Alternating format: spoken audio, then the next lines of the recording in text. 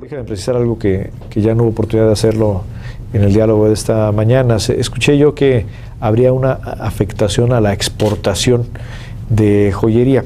No la habría, porque todas las exportaciones permanecen con tasa cero de IVA. Entonces, sea joyería o sea cualquier otra cosa, hay que recordar que las exportaciones, todas, no tienen IVA. Entonces, no habría una afectación a la exportación de joyas. Eso hay que dejarlo muy claro para tranquilidad de los productores de joyas. Lo que sí estaríamos es gravando con IVA el consumo, la compra de los mexicanos que adquieran joyas. Si se trata de tener una propuesta justa, progresiva, es decir, que quien gana más, quien tiene más, pague más impuestos, pues evidentemente quien compra joyas cae en esa categoría.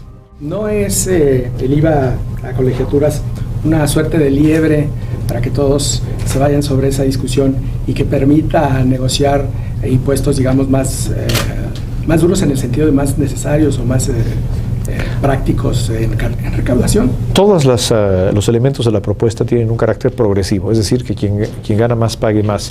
Y hay que reconocerlo, las grandes mayorías pobres de este país no pagan colegiaturas, porque los niños de las familias más pobres acuden a las escuelas públicas, y la economía de las familias más pobres no existe el rubro de colegiaturas. Por cada niño en educación básica que está en una escuela privada, hay 8 niños en las escuelas públicas, y es a esas grandes mayorías a quien busca proteger esta reforma. Sin embargo, entendemos la discusión que se está dando en el Congreso de la Unión, en la Cámara de Diputados, y he hecho yo, por instrucción del presidente, el compromiso con los diputados de ponernos a sus órdenes para encontrar alternativas que tengan un menor impacto sobre la economía de los padres de familia que por necesidad o por decisión tienen a sus niños en escuelas privadas. Por un sistema de becas, algo así. Vamos a ver, estamos trabajando con la Cámara de Diputados alternativas. Está empezando apenas esta discusión, pero la instrucción del presidente es muy clara, es que trabajemos con los diputados para encontrar opciones alternativas a este elemento de la propuesta. Históricamente nosotros hemos tenido muchos problemas con un endeudamiento.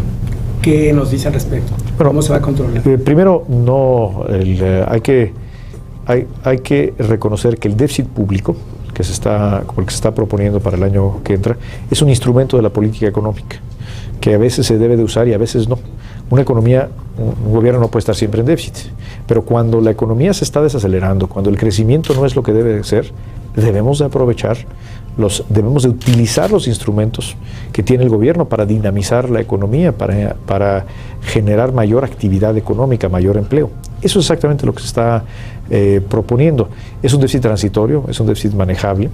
La economía mexicana, si bien ha crecido el nivel de deuda en los últimos 6 años, seguimos teniendo uno de los niveles de endeudamiento más bajos a nivel internacional, y tenemos esta capacidad para utilizar la fortaleza de nuestras finanzas públicas para dinamizar la economía. Yo creo, por un lado, que, por ejemplo, si vemos el costo de la deuda, las tasas de interés que paga el gobierno mexicano, desde que se presentó la propuesta han disminuido todos los días las tasas de interés. Esto quiere decir que aquellos que invierten en deuda del gobierno mexicano no están preocupados por el futuro de las finanzas públicas en México.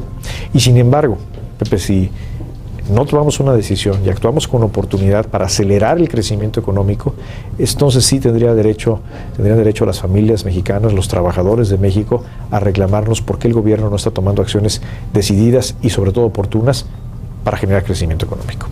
Muchas gracias, secretario. Pepe, muchas gracias a ti y a todos los sectores del Informador. Muchas gracias.